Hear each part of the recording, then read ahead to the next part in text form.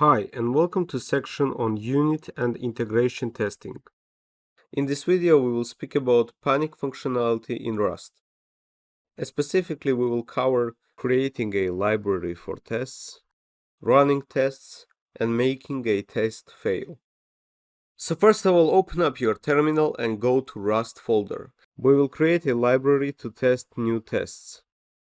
We will create new library by writing cargo new add lib, where add is the name of the library. As you can see, library add project created.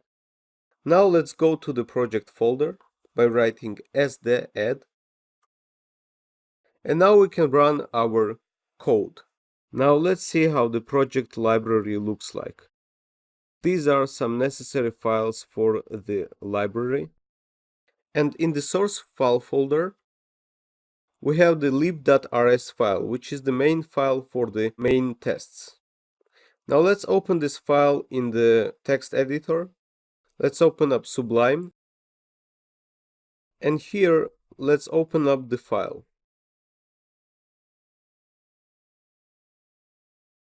As you can see, Rust has created a sample test in our file, which tests if 2 plus 2 is equal to 4, with the assert equal macro, which we will talk about later.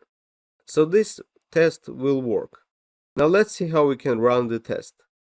To run the test, we simply write cargo test, and as you can see, one test has been run and it was successful. We know that it is successful because we have OK written at the end of the test name. Now tests fail only when the code in the test panics. So let's write a panic. And let's simply write panic. Now let's run our code. Again by writing cargo test. And as you can see, the test failed.